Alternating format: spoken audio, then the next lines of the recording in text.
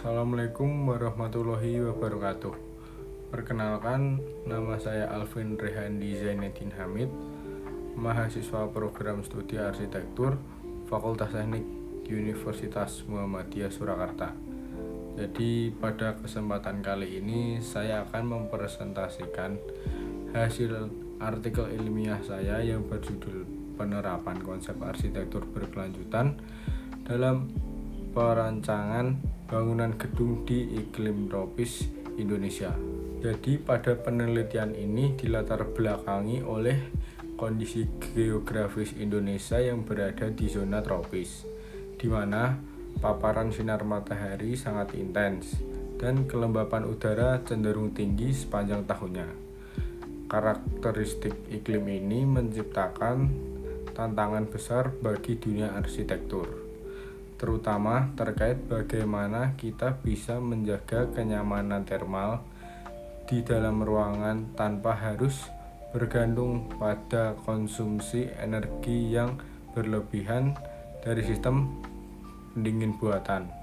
Saat ini, kebutuhan akan strategi pembangunan rendah emisi bukan lagi sekedar pilihan, melainkan sebuah keharusan demi menekan jejak karbon di tengah pesatnya pembangunan kota.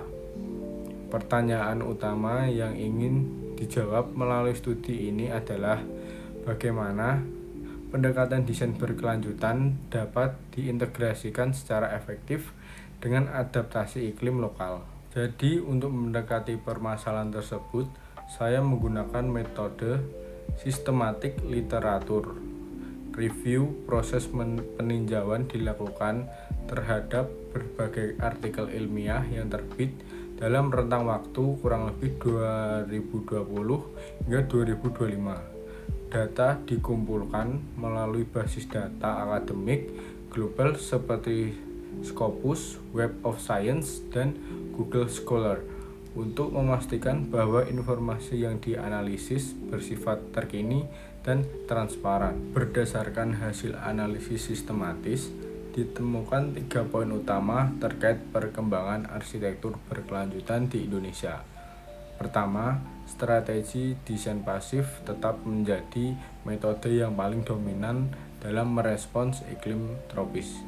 Penggunaan ventilasi silang, alat peneduh matahari, dan pengaturan orientasi bangunan terbukti secara signifikan mampu menurunkan beban panas dan meningkatkan kenyamanan alami bagi penghuni. Poin kedua, meskipun konsepnya sangat potensial, implementasi di lapangan masih terbentur pada hambatan ekonomi dan ketersediaan material. Tingginya biaya investasi awal sering menjadi kendala bagi pengembang. Ditambah lagi dengan terbatasnya akses terhadap material ramah lingkungan yang memiliki sertifikasi resmi. Poin ketiga menunjukkan pengaruh positif dari regulasi dan standar penelitian, terutama yang digagas oleh Green Building Council Indonesia melalui sertifikasi Greenship. Standar ini mulai mendorong peningkatan kesadaran terhadap efisiensi energi dan konservasi air, sekaligus menyediakan kerangka penelitian yang lebih objektif terhadap performa sebuah gedung. Jadi sebagai kesimpulan, meskipun Indonesia telah menunjukkan langkah progresif, kajian ini menemukan bahwa kita masih sangat kekurangan data empiris jangka panjang terkait kinerja energi bangunan setelah dihuni, atau yang kita kenal dengan post occupancy evaluation.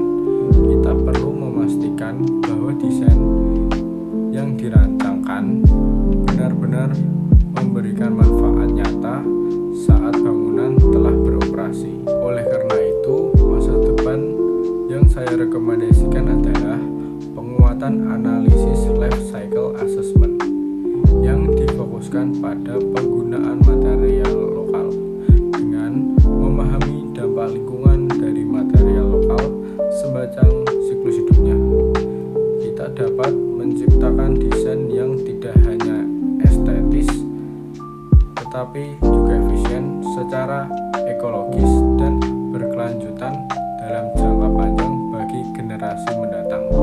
Jadi demikian presentasi dari saya. Terima kasih atas perhatiannya.